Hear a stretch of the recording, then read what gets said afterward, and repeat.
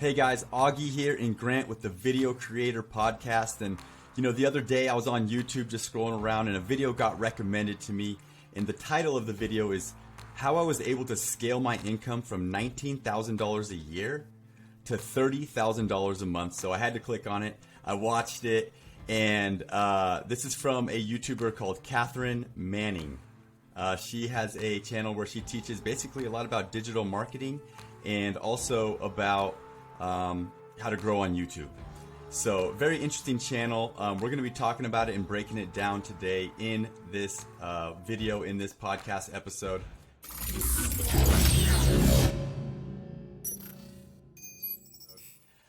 So I'm here with Grant. Grant, you were able to take a look at the channel and stuff. And the first question I had is, she has this style that she shoots her videos in. And my question is, have you ever seen it? It's kind of where like you just take your camera and you get different shots in different rooms at different angles. And it's almost like you might have 6 or 7 different shots in your video, but you are just in your bedroom. Have you ever seen that kind of style? Not really, no. Usually when people are changing angles up, they're like out and about in the world. She's found a really good way to take something otherwise mundane and really mix it up. And I mean, just by changing camera angles and within her own house, she's able to like get useful information across while keeping attention. And it's very unique. I'm really impressed. Yeah, and it's cool because this video, she does reveal a lot of strategies and stuff that she uses to monetize her channel and just to grow it too in general. So I love being able to see behind the scenes, and I'm also very appreciative because I feel like you can learn from that. So I'm excited to dive into kind of a little things she talked about and just doing our own research, kind of just how she was able to grow this channel. So right now she's at about 460,000 subs. She's got 17.9 million views. And in the last 6 months, she got 2.68 million views. In the last 6 months, she added 52,000 subscribers. So she's seeing some growth. And her most viewed month was April of 2020. So Grant, as far as lifetime views, your channel Treesicle, how many lifetime views do you guys have? That would be over 150 million at this point. Wow. So it's pretty up there, yeah. But we cheated. We covered lots of trends very quickly. So and she makes way more money than we ever did, let me tell you. So she's doing it way more intelligently than we did. We were just like, pure views, let's go. She's like, no, actually, here's how to actually make money on YouTube. Yeah, totally different types of content, you guys. Like I said, these are like tutorial based type content, and also there's almost a vlog aspect to it. I really kind of feel like this is a hybrid type of content because she does a lot of storytelling, and she used to be a digital marketer, and so it just happens to be in this niche where CPMs are really high for your ads, and then obviously she does this as a business. She's not just creating content for the average viewer. So Grant, you were able to get so many more views because your channel, would you classify as more entertainment? How would you? Oh yeah, it's like infotainment. Like it was funny and interesting and entertaining, of course. But hers is definitely more like, here's how to actually directly apply things to your life. Whereas my channel was is a lot more philosophical and kind of, it's different ways of thinking about the world, which is useful. But she's like, let me make you some money. Here's how to make some money. So it's maybe more practical, you could say. Yeah, interesting. Okay, so Grant's channel, if you don't know, it's video game based. It's kind of the theme, but like you said, it's infotainment, meaning it's funny and teaches you a little bit about the games.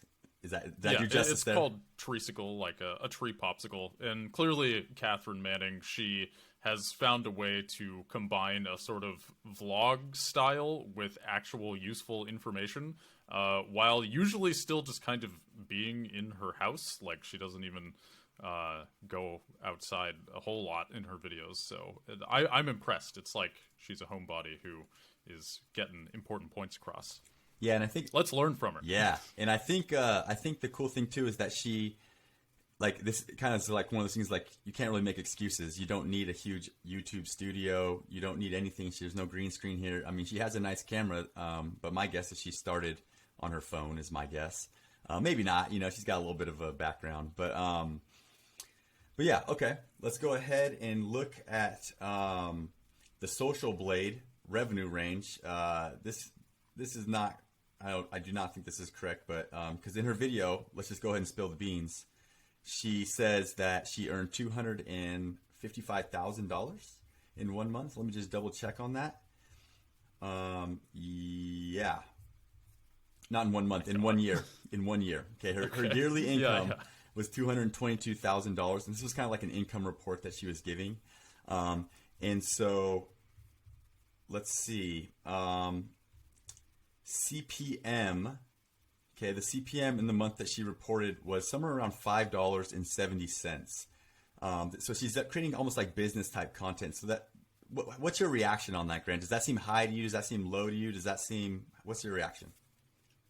That seems about right. So for those who don't know, CPM is just how many dollars per 1,000 views you're making. So for every 1,000 views you get, how many dollars do you get? In this case, we have crunched the numbers, and we are saying she's making $5.7 for every 1,000 views. And to me, I mean, so I come from the gaming sphere of YouTube. That actually seems a bit low.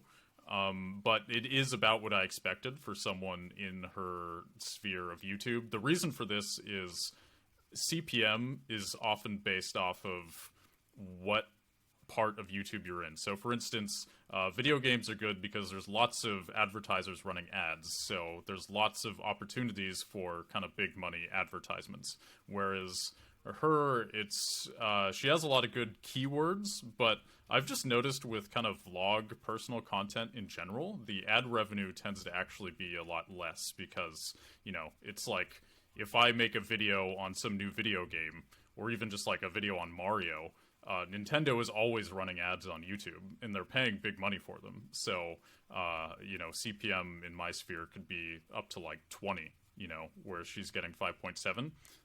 There just isn't a whole lot for her ads to piggyback off of, which is why it's really smart for her to use all these other monetization strategies that we're, of course, going to get into. Yeah, definitely. And you know, I think that if you have a YouTube channel, the AdSense should be the cherry on top, unless you're doing major views. But it's hard to do, you know, I don't know, 10 million views in a month or something like that and make a real substantial, or even like 5 million views in a month and make a real substantial income there. But there is these other monetization methods that we'll talk about right now. So for her biggest one is affiliate commissions, which is basically where you place a link somewhere or you send people to a link and it tracks who clicks it. And if they purchase, you get a commission. So, you know, there's an affiliate commission program. Grant, have you ever used any affiliate links or anything? I have not, because I am stupid. So You're a purist. Clearly, this is the way to go. You're a purist, man. I think for whatever niche you're in, it's all about finding an affiliate program that makes sense and fits your audience. Because what I mean by makes sense is, sometimes promoting Amazon products and stuff doesn't make sense because, you know, the Amazon products, you're getting like a 2% commission. Now, obviously, yes, there are people that do great with that because, you know, they're selling or they're teaching about cameras and tech gear and they can, you know, sell high ticket products on Amazon, you know, and make it worth their while. But, you know, a lot of affiliate programs are like up to 50%. So imagine making 50% commission, and all you got to do is place a link and direct people to a link. So, but like I said, it's got to be of value to your audience, and it's got to like help them further whatever they're trying to do or offer some sort of value. What's like the most common one you see pop up in videos, Grant?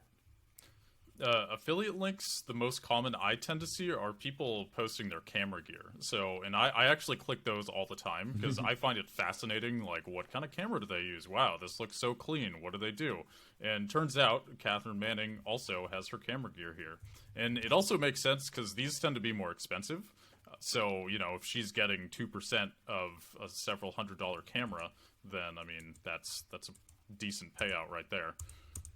Yeah, and then another type of affiliate link is music. So she has an Epidemic Sound affiliate link, which actually, now that I remember, we have used it in the past. But it's, it's useful because a lot of people need music for their videos. And clearly she has these kind of high price objects that people might use to make their own videos. People a lot of times need music. She also has a TubeBuddy, which is like a Chrome extension that helps you with YouTube analytics. And so, I mean, I think she really knows her audience pretty well. Like, clearly, the amount of money she's making, she understands what her audience wants and is able to deliver it simply in the description. And good for her. Yeah, and I think one of her best months was March of 2021, and she reported an income of $30,498, which is very impressive. Like I said, she had a great year, multiple six figures in profit, and here she's reporting $12,000 in affiliate income. That's substantial off not too many views. I think in total her views that month were somewhere around 450,000, I think, or maybe 600,000. It was not in the millions, I know that. And then she was able to make like 11,242 off her Google ad revenue. And then she also sells a product. Okay, so that brings me to my next point. Where in this month she made $3,379 off a product. I'm pretty sure this is a course. And she does not display her sponsorship money, but she's also bringing in brand deals or sponsorships. So let's talk first about the course business here. It's kind of common. We see it a lot. Have you ever purchased a course, Grant? I have, yeah. I have spent a good amount of money on meditation classes, and like hundreds of dollars. And if I trust somebody enough, I'm willing to do that. So, if I have been watching or following somebody for years and they're like, hey, there's a lot of really good information in here that I have assembled, then it's very appealing to me to actually spend money on that, even if it's several $100s, because if I want to learn what this person knows, I mean, imagine if you could get an information download of somebody you really expect just directly into your brain. That's essentially what courses are. So to answer your question, yes, I have purchased courses. They are wonderful. Cool. Yeah, if it's something, I try not to purchase them too often, honestly, because they're everywhere. I feel like, and it's always very. Yes. I'm always very tempted, but the ones that I do purchase are like ones where I'm like, okay, if I learn this, I do level up. Like when I was trying to learn about cameras and stuff, I want to buy a good camera. I want to be able to shoot good video, and so following a course for that is just more like step by step for me, very beneficial. But yeah, so she's bringing in income there too. Good for her there. I don't know where she promotes it or whatnot. I'm going to go ahead and take a look at her channel now. Okay, so super impressive. Bringing in big money off affiliate commissions, ad revenue, getting enough views to make a substantial amount, which was over 77,000 for the year. Oh no, that was affiliate commissions, 77,000 off affiliate commissions. So in looking here at her channel, I sorted this by most popular, which I love doing when I go to channels, because I like to look at video topics and also thumbnails and all the things that it goes to make a great video. So she's definitely capitalizing here on like the just face in front of the camera. And I got to say, man, I really like how she is utilizing her living space. It's almost like every single thumbnail is a different shot in her house. Yeah. Yeah, she's used her thumbnails really effectively. So one thing I notice is she's good at having depth in her images. She'll use text a lot for this. So you can see plenty of thumbnails like the 2020 income, where she has like pasted herself on top of it's like on the right, second from the top. Yeah, that one right there. So you can see she pasted herself on top of the text. So you can tell what the text says, but it creates depth in the image. So this is important because a lot of times thumbnails come across as flat. And what a lot of people don't realize about thumbnails is you're essentially trying to appeal to people subconsciously, and you want people to instantly like just be drawn to it. And so by having these kind of layers, she's doing a very good job of keeping people in, like, getting people's attention essentially. And then of course she's doing the classic emotionally expressive face. which again, the human mind is very, very likely to just notice. I don't know what it is. We're just hardwired to pick up on emotions and kind of look at them, and she's doing a great job here. Also, white text, black outline, classic, clean. I like it.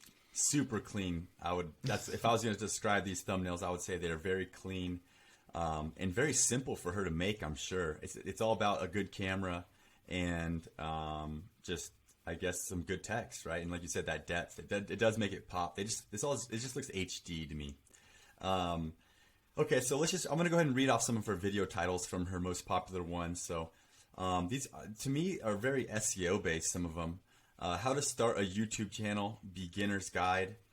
How long it takes to get monetized on YouTube, the review process, Google AdSense, and more.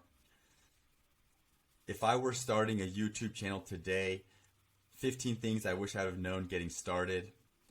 That's, to me, almost a little bit of a trending one. Like a lot of people do that. If I were just something like that. Last one I'll read off. Things I wish I knew. Yeah, things I wish I knew. So another thing I might notice is some titles she has all caps, which is kind of like a YouTube style. I'm not a fan of that. But last one I'll read off. How much YouTube paid me my first year being monetized. So very like introspective, like into her business, into her life as a creator and how she's thriving is what I would say her topics are. What do you think of her titles? So I think she's done a great job of appealing to humans and the algorithm. So you can see the beginning of her titles are very like appealing to humans, which I know it kind of sounds silly to say, but how to start a YouTube channel, bam, that's like right to the point. And then she kind of has this section after, this is the first video on the top left, and then beginner's guide to blah, blah, blah. To me, what her strategy here is... most people, they only notice the beginning of the title and everything else is kind of like, whatever. And then the rest of the title is clearly she's putting in keywords to rank higher on SEO. So the beginning is for the humans, the ending is for the robots. That's how I see this. And I think she's done a fantastic job of doing this. Some people will make the mistake of like just kind of creating a almost word salad or like giving a mediocre title in order to maximize keywords. I think she's done a really smart middle ground here of like beginning title is very to the point, you know what it's going to be about, and the rest of the title is like, it's fine, but it's ultimately just more keywords for her to be able to rank higher in SEO. Yeah, I agree. And actually a small piece of info about this channel is when she started it, it was called Content Bug, and that was actually the very, very first time I ever saw one of her videos. And the funny thing is YouTube algorithm remembered that, and when she released that income report, it recommended it to me. So let's talk a little bit now about just some other interesting things that we're finding out about her channel as we take a look and dive deeper into it. One interesting piece of information is that it took 1.5 years for her to get to 1,000 subscribers. What's your reaction on that? Do you think that's fast, slow? What's your thoughts? I'd say that's about average. I mean, technically, it's above average. Most people never get over 100 subscribers. So a year getting to 1,000, I'd say is respectable. I think like that initial 1,000 is a pretty important, huge hurdle. I'd say there's respect in getting there in a year. I think also 1,000 subscribers, assuming they're reasonably active on your channel, is like...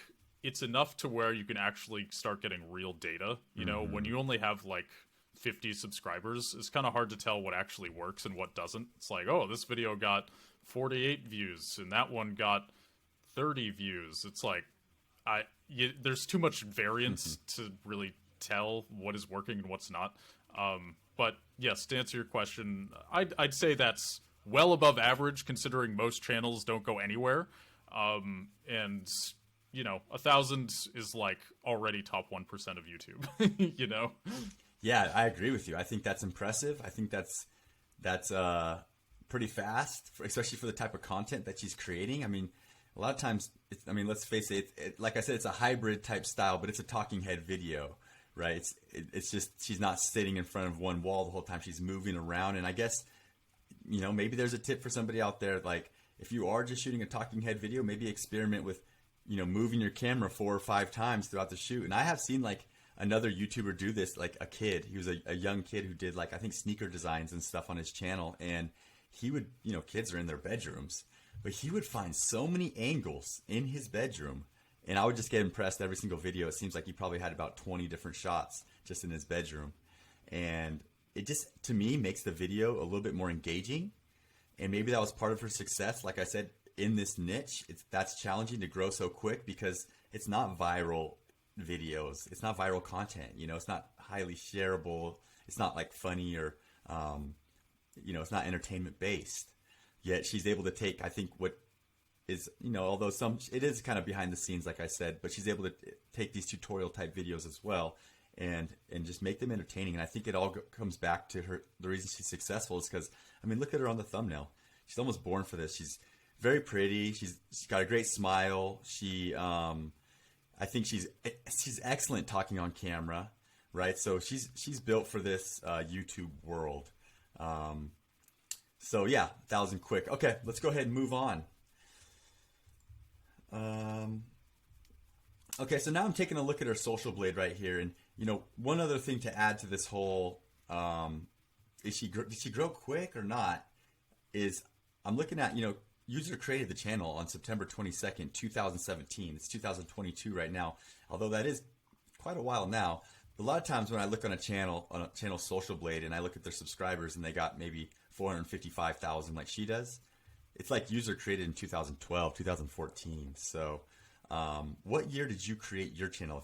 What does your social blade channel start date look like? We created ours in January of 2014, I believe. Yeah, because that would be the year I graduated college. So it was January 2014. And then our biggest spike was, our first big spike was April of 2014. So it took a few months. That's really good. Wow. No wonder you guys stuck with it for so long, because that's exciting. My channel, which is abandoned, we know, is January 10th, 2011. That is an old channel. Ooh, you're old school YouTube, dude. That's funny. It's yeah. I started it and stopped. Honestly, I created it. I recorded a bunch of videos, took them all down, and restarted again. And at that point, when I restarted, I did have 1,000 subscribers, right around that mark. And I think that did help, getting some traction. Okay. So in looking at her channel, like I said, 2017, only 300 uploads at this point. So I think she's focusing more on quality over quantity, from my guess. I'm guessing her release schedule is 1 to 2 a week. And if you were to give any kind of advice to her, I know that's kind of a tough question to answer, but after looking at kind of her content a little bit, what kind of advice could you think of? Like for her current self? Yeah.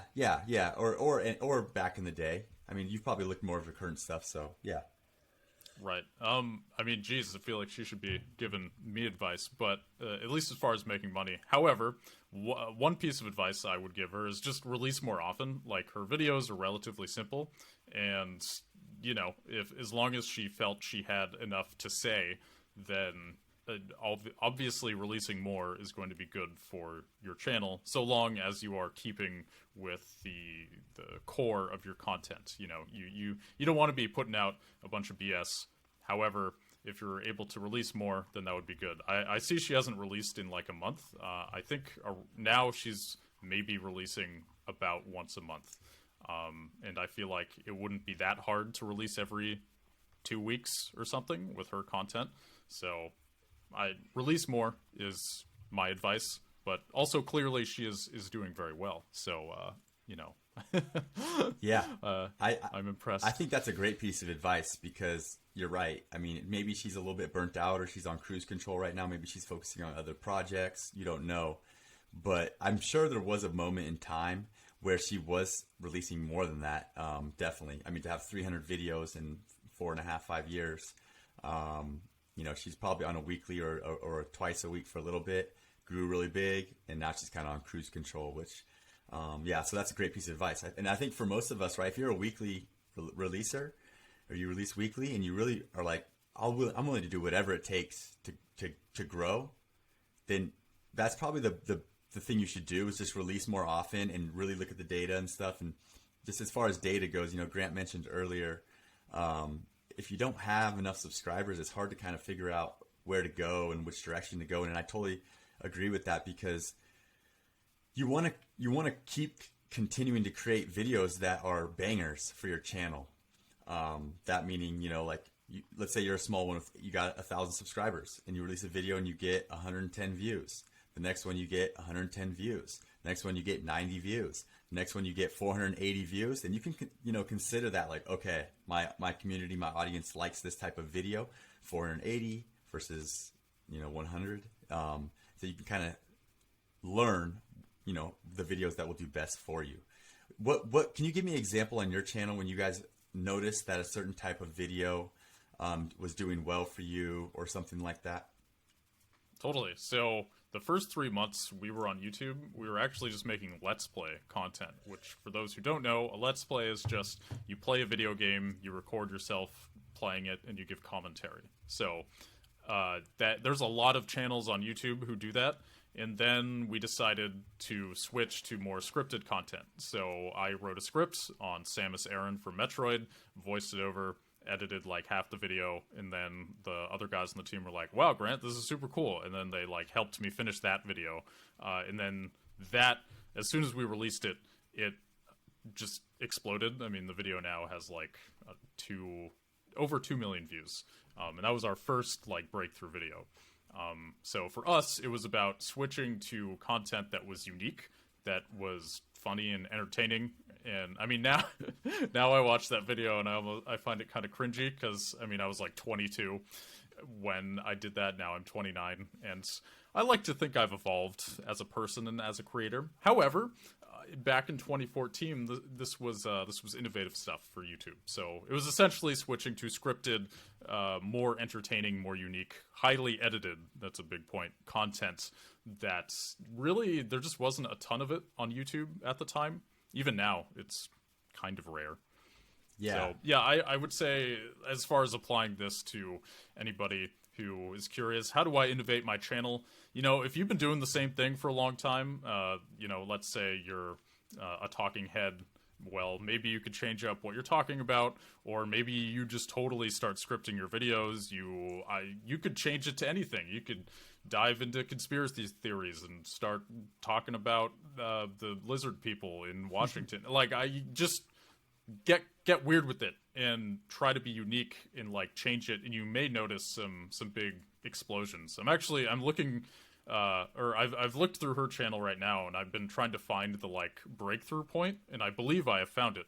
So for her big breakthrough, she has a video called 2 million monthly viewers on Pinterest. What I did to grow my Pinterest account, and that has 89,000 views, and this was 2 years ago, which I believe, if you look on Social Blade, that corresponds to November of 2019, where she got 420,000 views or so, and then obviously she was posting other videos here. Yeah, right there. See that first big one? Yeah. So she is kind of like, at this period 2 years ago, is clearly like, she's got a lot of how-to videos, how to succeed on YouTube, girl boss habits, how to change your life, kind of like personal development, professional development stuff. And then all of a sudden she makes this video that gets 89,000 views. And it happens to be about Pinterest, which is kind of unique. Like, I haven't seen, I guess she does have other Pinterest videos, but I don't know. I mean, it's just a very impressive title. Clearly it like got people. And I think, like, you can see here, now she is starting to get videos that get like 14,000, 35,000, 13,000, whereas before, most of her videos were like not even breaking 1,000 or 2,000. So, sometimes all it takes is like one breakthrough video to kind of bump your audience up, and then you can really, again, once your numbers get bigger, it's easier to see what works and what doesn't. And I think she capitalized on that very intelligently. Okay, cool. Yeah, that was a great breakdown right there. I think, what was, do you remember the Pinterest title again? It was something, did it say how many followers she got? Or yeah, it's 2 million monthly viewers on Pinterest. What I did to grow my Pinterest account. Okay, so, this is kind of reminds me of something, like when it comes to creating video topics, at least in this business world that I kind of live in, and like, I'm watching channels like, one's called Noah Kagan. He's like a founder. He's like a tech founder. So I'm watching like these kind of business related channels, and the videos that do best for them are all like number based and result based, right? Like how I made $10,000 on YouTube with only releasing one video. Like there's always this number of a result. So for her, the result here is 2 million, I guess, views on Pinterest.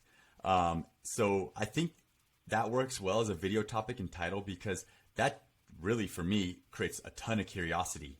I'm like, I want 2 million views. I want 2 million views on Pinterest. How did she do it? I'm curious. So, instead of creating a video, how to use Adobe Photoshop, you could say how I made $14,000 in 2021 using Adobe Photoshop or something like that. And that's going to be a much better topic and title for your video. Have you ever seen anything kind of like this? Like the how-to videos and the big numbers? Yeah. I mean, the big number thing is always a good idea. I mean, people love big numbers, and I'm not even being facetious here. It's just true. Like the first 2 words, 2 million monthly viewers. I guess that's 4 words, but still, it's like, what? It's crazy. It makes you want to know more. So yes, and then obviously like the tutorial videos, how to do Photoshop and get 2,000 views a second, like I do. Yeah, I mean, I would always recommend that. If you have numbers to flaunt them, and you will get even more numbers, of course. Yeah, and I think that she's really has a hard... I would love to see her traffic sources, because I think she has a pretty hard play on SEO and ranking for stuff. But I think she's really mastered, creating titles and topics that not only rank for SEO, but are also kind of like clickbaity in a way, to where there's a nice balance of that curiosity being created, and getting recommended, and then that will allow you to get ranked, for those search terms, because they're just well done. All right, I think we've kind of gone deep enough here. I'll give you guys one last quick summary. She's got about 460,000 subscribers, about 17.9 million views, 2.68 million views in the last 6 months, 52,000 subscribers in the last 6 months. And you know what? She saw a lot of hyper growth, months ago. Okay, maybe not a year ago, but her best month was about a year ago, a little less than a year ago. So she's definitely stopped releasing as much, but she has like a nice baseline now that she's kind of riding, where she's getting, 500,000, 600,000 views a month. And like I said, she reported that she was able to have a $30,000 month, and in the year earn, this is 2021, 200, and let me make sure I get this right, $222,000 in profit. So that's awesome. Good for her. Props to her. So thank you guys for listening today. If you enjoyed this one, please give us a review on iTunes or Spotify.